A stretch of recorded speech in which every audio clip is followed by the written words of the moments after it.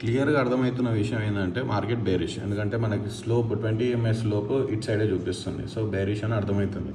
But నిన్న మనం తీసుకున్న బీటీఎస్టీ ట్రేడ్ అప్ సైడ్కి, ఓకే. సో అది వాళ్ళ ఓపెనింగ్ మనకు మార్కెట్లో అర్థమైపోయింది.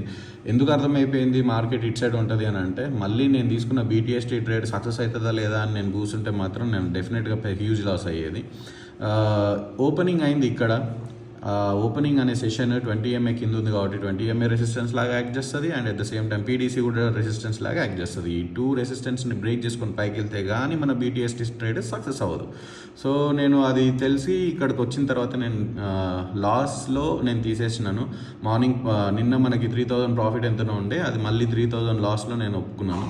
సో ఇక్కడ నుంచి మళ్ళీ మార్కెట్ రిజెక్షన్ ఇచ్చింది, కింద పడింది. స్ట్రాంగ్ బేరిష్ క్యాండిల్ కన్ఫర్మేషన్ ఏమి ఇచ్చిందంటే, ఓకే బేరిష్కి కన్ఫర్మేషన్ మన పారామీటర్స్కి అలైన్ అయినాయి. సో మళ్ళీ అది రీటెస్ట్ కోసం అండ్ 20 ఎంఏ దగ్గర ఒక క్యాండిల్ రాగానే నేను ఒక చిన్న స్కాల్పింగ్ చేశాను. ఫస్ట్ స్కాల్పింగ్ దేని గురించి చేశానంటే, నిన్న లాస్ని రికవర్ చేయడానికి చేశాను. సో ఫ్రెషర్స్ అయితే అవాయిడ్ చేయండి, ఓకే. సో ఇప్పుడు మార్కెట్ అయితే మనకి డేలో క్లోజ్ చేసి స్ట్రాంగ్ బేరిష్ క్యాండిల్తో క్లోజ్ చేసింది కాబట్టి, అండ్ ఇక్కడ నుంచి చాలా వీక్గా పడుతుంది. ఎందుకు వీక్గా పడుతుందో కూడా చెప్తాను నేను. ఇది 26,000 రౌండ్ లెవెల్స్, ఓకే. ఇక్కడ 26,000 అని ఉంది. సో ఈడ నుంచి మార్కెట్ అది కిందకి వెళ్తుందా పైకి వెళ్తుందా మనం చాలా జాగ్రత్తగా చూసుకుని, క్యాండిల్ స్ట్రెంగ్త్, క్యాండిల్ బిహేవియర్ బట్టి చూసుకుని మనం ముందుకెళ్దాము.